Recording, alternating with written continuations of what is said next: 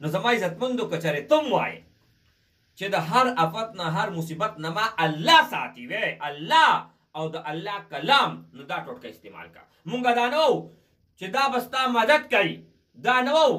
چې دا به چې کم دنو تا نه مصیبتونه لړکوي دام نه وو چې دا به تا نه تبه لړکوي دا یو ټوټکه ده خو انشاءالله کامیابه ټوټکه ده او داسې کامیابه ده که نه چې چا کړې ده چې چا هم کړې ده هغه ته ناکامي نه ده ملاو شوي بسم الله الرحمن الرحیم السلام علیکم ورحمت الله وبرکاته امید لرم چې تاسو ټول بخیر خبر خوشاله او چې کم ځای کې هم یې الله جل شانه دې تاسو ټول خاد آباد او خوشاله ساتي زما عزتمندو یو عمل در کوم ډیر زبردست ډیر نایاب او تجربه شده دی داسې تجربه شده دی زما عزتمندو چې په یو منټ کې دنه به دا خپل اثر تا ته ښیي انشاء الله تعالی دا تاسو وکئ د هغې نه پس بیا راشئ په دې ویډیو باندې ماته کمنټ وکئ خو اجازت په هغې خویندو میندو ته هغې رڼو بایګانو ته چې دا ویډیو اول نه والې اخره پورې ضرور ګوري ویډیو به لایک کوي او یو شیر به لازمي ځکه چې د بل مؤمن مسلمان هم کم از کم لغونده کې پکار هم ګرا شو کنه صدقه جاریه خو جوړه شي کنه ښه زما عزتمندو که اودس دې وکړو خو سونه پیسو هاګه ډېر بهتره خبر ده که اودس دې ونه کړو نو بغیر اودس هم کولی شي اووه قسمه تارونه به راوالي ګونټونه به اووه قسمه راوالي دومره به راوالي چې د مرۍ پورې لټکولی شي یا دومره به راوالي چې لاس لټکولی شي دوه قسمه طریقو سره یو مرۍ دپاره یا د لاس دپاره که مرۍ کې درته اچول اساني خو صحیح ده کني نو په لاس کې به دا تار وتړئ ښه اووه تارونه به راوالي او په هر یو تار باندې به یو پیره درود شریف ووایي یا درې پیرې به درود شریف ووایي یا به چې کوم دی اووه پیرې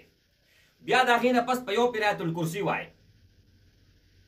آیت الکرسي چې دی ووي بسم الله الرحمن الرحيم الله لا إله إلا هو الحي القيوم لا تأخذه سنة ولا نوم له ما في السماوات وما في الأرض من ذا الذي يشفع عنده إلا بإذنه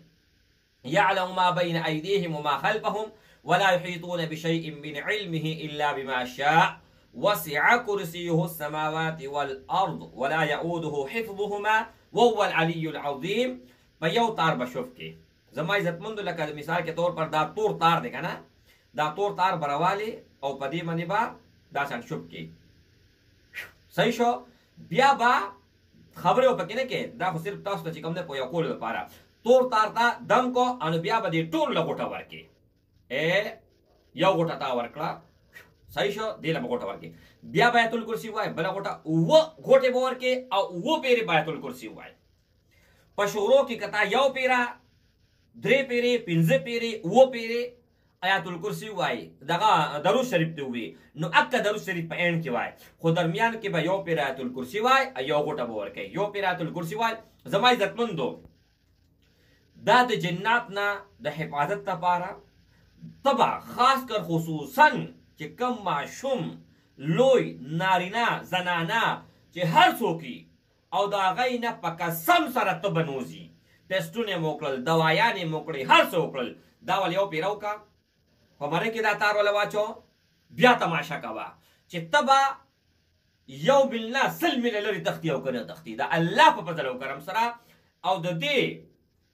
ټوټکې په برکت سره او د الله د کلام په برکت سره یو پیره دا چلو چې یو خور وه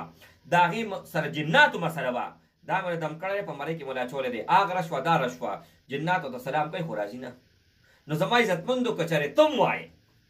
چې د هر آفت نه هر مصیبت نه ما الله ساتي وې الله او د الله کلام نو دا ټوټکه استعمال کا مونږ دا نو چې دا بستا مدد کوي دا نو